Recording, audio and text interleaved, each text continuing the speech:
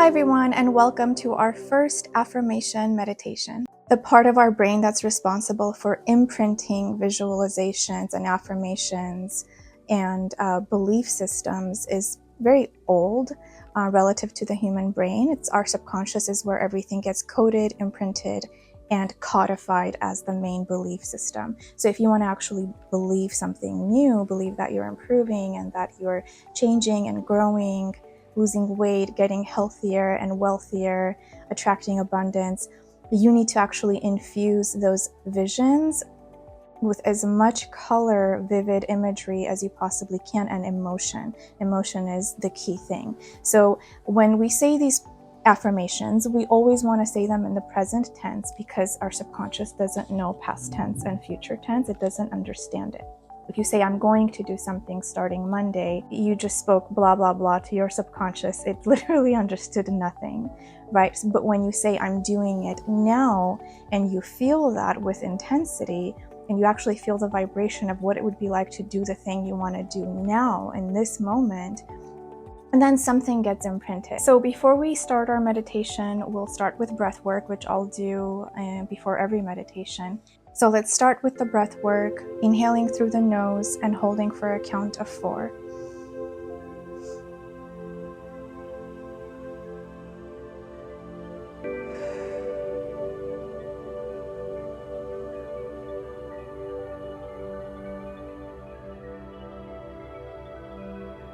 Okay, we're going to repeat again, inhaling and holding with a count of 4 and exhaling with a count of 8.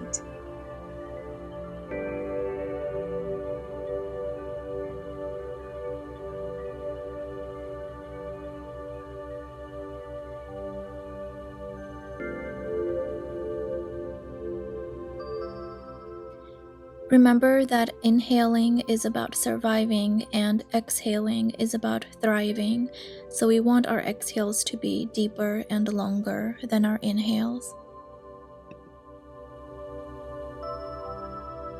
So after breath work, we are going to do the head tilt, and we won't do this every time, but you should do this whenever you feel like your anxiety or stress levels might be higher. That's when I like to do it. So you can put one hand on top of your head and tilt your head to the right. If you have neck problems and it hurts, don't force it. Just tilt as much as you can. And you want to look to the left top corner of the room with your eyes. And you want to hold this for 30 seconds.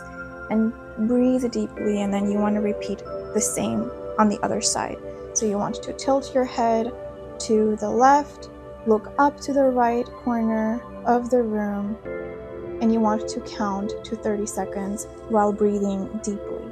So let's do the head tilt 30 seconds on each side. We're going to tilt our head first to the right and look up to the upper left corner of the room and hold for 30 seconds.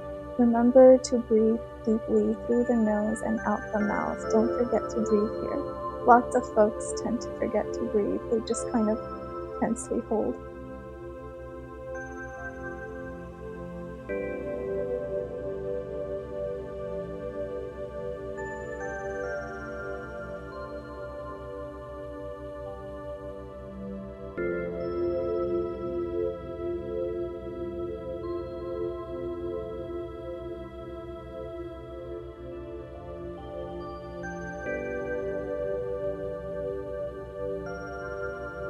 Okay, and now we'll do the other side. You want to tilt your head to the left, look up to the upper right-hand corner of the room, and we'll hold this for 30 seconds.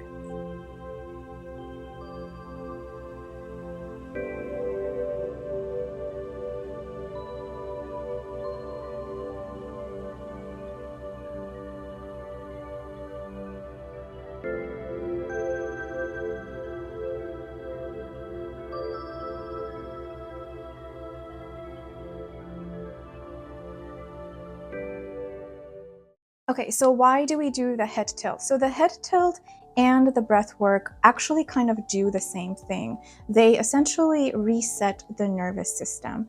So what we have in our bodies is a very old system that has evolved for millions of years from our ancestors, and a newer system, kind of like imagine a computer that is running on, I don't know, a 1995 operating system, and you're trying to install a new software in it, and they're both kind of in there for a while at the same time. So we have the oldest part of our body, which is, it's called the vagus nerve. It's essentially the biggest nerve that runs from our brain all the way down our spine and connects to every single organ in the body, including the brain, and it's your central nervous system. So the vagus nerve, because it's so ancient and it evolved basically straight out of the ocean in our bodies, and it's still there, it's the oldest part of the mammal, it only knows 4 messages that it can send out to the rest of the organs in the body. It's fight, flight, freeze, or rest and digest, because these were, I guess, the only 4 things we were doing when we were evolving millions of years ago. Right, we were either running from predators, we were in danger, our bodies were in danger and not safe. We were staying and fighting when we needed to. Maybe we needed to protect our cubs or our babies, I don't know. Or we were freezing, and freezing a lot of times is helpful when you are dealing with a predator or you're in danger. When we freeze up, when our vagus nerve tells the rest of the body something bad is happening, something incredibly emotional and traumatic is happening, we kind of go into freeze mode, which is an actual chemical that the brain and the nervous system sends to the rest of our body, telling it to freeze. We're unable to even have a conversation. We forget our words. We kind of can't even really move. We feel frozen and numb, right? Same can be true if you're starting to feel uncomfortable about a topic and your nervous system sends a message saying it's time to run, you're in danger. Because our brain doesn't know the difference between real or imagined danger, any topic that's emotional or kind of scary tends to shut us down and puts us in one of those 3 categories. Breathing in through the nose always sends a message to the vagus nerve that everything is okay. Holding the air in your lungs for 4 seconds and exhaling deeply for 8 seconds, that is the message we send to the vagus nerve, telling it everything is okay, go into rest and digest mode.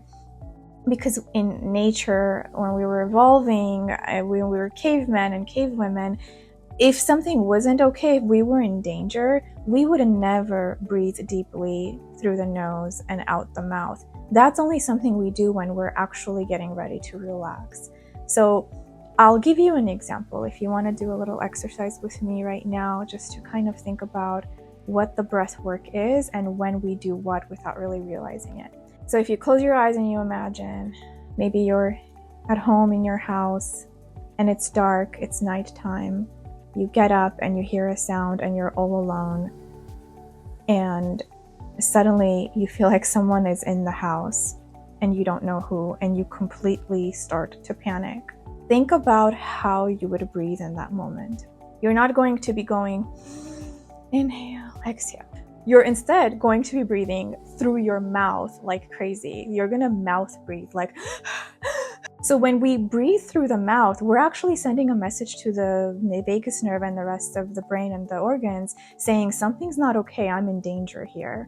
I don't feel like I'm okay. This isn't the moment where I'm suddenly gonna sit and meditate, contemplate the meaning of life and fall asleep, because I might die if I do that.